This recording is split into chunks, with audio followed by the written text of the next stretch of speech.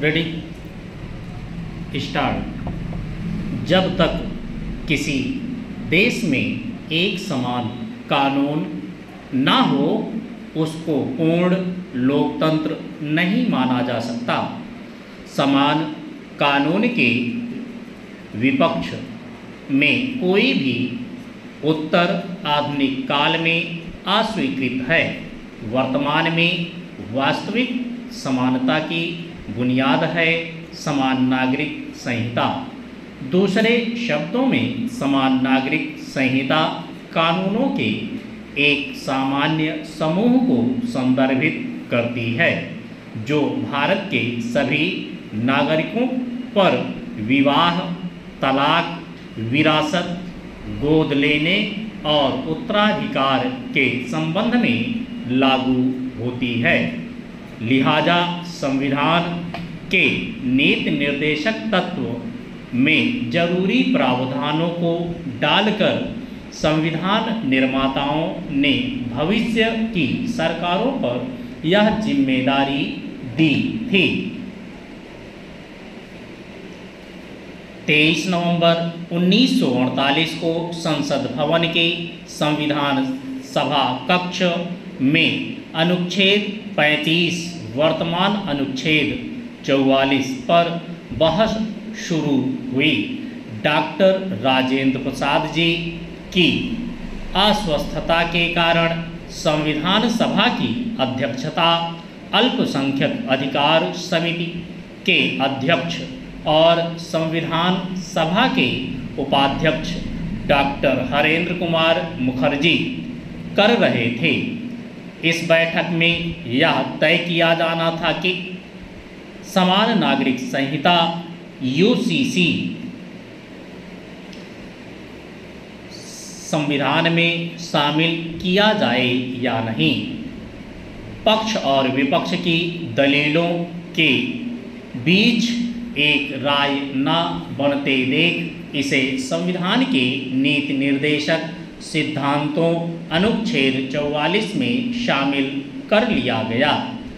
अब जब हम आज़ादी का अमृत महोत्सव मना चुके हैं तो यह आवश्यक हो चुका है कि 21वीं सदी के भारत में महिलाओं को पुरुषों की बराबरी का अधिकार दिलाने एवं सभी नागरिकों में एकता की भावना को विकसित करने के लिए समान नागरिक संहिता को लागू किया जाए।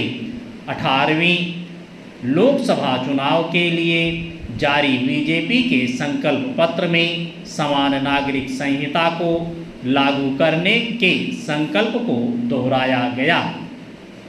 विदित हो कि हाल ही में उत्तराखंड विधानसभा ने उत्तराखंड समान नागरिक संहिता विधेयक 2024 पारित किया है जो स्वतंत्र भारत में समान नागरिक संहिता लागू करने वाला पहला राज्य बन गया है।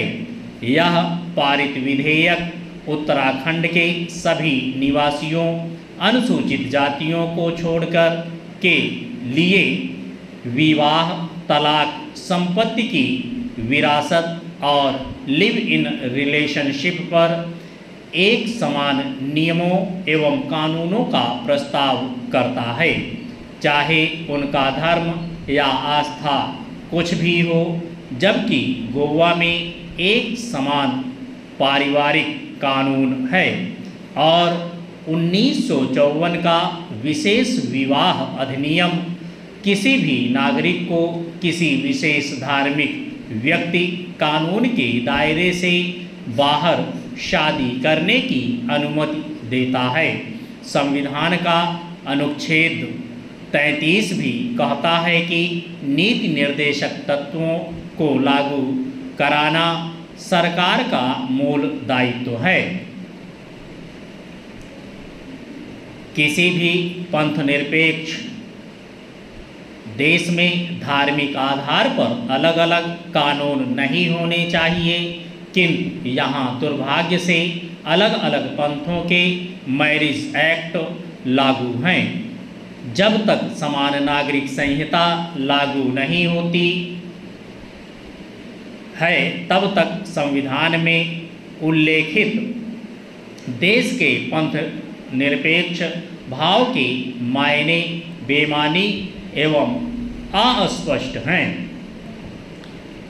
आज़ादी के बाद से ही समान नागरिक संहिता की जरूरत महसूस की जाती है। पहले प्रधानमंत्री जवाहरलाल नेहरू ने इस दिशा में कदम उठाया, लेकिन हिंदू कोड बिल को ही लागू करा सके। इसके कानून लागू होने से इस दायरे में आने वाले सभी धर्म एवं संप्रदायों में द्विपत्नी और बहुपत्नी प्रथा समाप्त हुई। महिलाओं को तलाक और उत्तराधिकार का अधिकार मिला। शादी के लिए जाति को अप्रासंगिक बनाया गया। संविधान निर्माता भीमराव अंबेडकर भी समान नागरिक संहिता के पक्षधर थे, किंतु जब उनकी सरकार यह काम नहीं करा सकी तो उन्होंने पद से इस्तीफा दे दिया। समान नागरिक संहिता पर बल देते हुए डॉक्टर अंबेडकर ने संविधान सभा में कहा था कि व्यावहारिक रूप से इस देश में एक सिविल कोड लागू है जिसके प्राविधान सर्वमान्य हैं और समान रूप से पूरे देश में लागू हैं। केवल विवाह और उत्तराधिकार का क्षेत्र है जहां एक समान कानून लागू नहीं है। यह बहुत छोटा सा क्षेत्र है जिस पर हम कानून नहीं बना सके हैं। इसलिए हमारी इच्छा है कि अनुच्छेद 35 वर्तमान में अनुच्छेद 44 को संविधान का भाग बनाकर सकारात्मक बदलाव लाया जाए। यह आवश्यक नहीं है कि उत्तराधिकार कानून धर्म द्वारा संचालित हो। धर्म को इतना विस्तृत और व्यापक क्षेत्र क्यों दिया जाए कि वह संपूर्ण जीवन पर कब्जा कर ले और विधायिका को इन क्षेत्रों में हस्तक्षेप करने से रोके। देश में समान नागरिक संहिता की आवश्यकता पर पहली बार चर्चा 1928 की नेहरू रिपोर्ट में की गई थी। यह रिपोर्ट वास्तव में स्वतंत्र भारत के संविधान का एक मसौदा था जिसे स्वयं मोतीलाल नेहरू ने तैयार किया था। उन्होंने इसमें प्रस्ताव रखा था कि स्वतंत्र भारत में विवाह से संबंधित सभी मामलों को एक समान कानून के तहत लाना चाहिए, लेकिन उस समय की ब्रिटिश सरकार ने इस रिपोर्ट को स्वीकार करने से इनकार कर दिया। 1939 में यह फिर चर्चा में आया जब इस मुद्दे पर लाहौर में कांग्रेस द्वारा एक बैठक बुलाई गई, किंतु इस पर व्यापक चर्चा संविधान सभा में की गई। समान नागरिक संहिता 1985 में विशेष रूप से तब चर्चा का विषय बना जब शाहबानो मामले में अपने प्रसिद्ध फैसले में न्यायमूर्ति चंद्रचूड़ ने टिप्पणी दी कि संविधान के अनुच्छेद 44 के तहत अध्यादेश लाना समय की मांग है, किंतु दुर्भाग्य से हमारे संविधान का अनुच्छेद 44 मृत अक्षर बनकर रह गया है।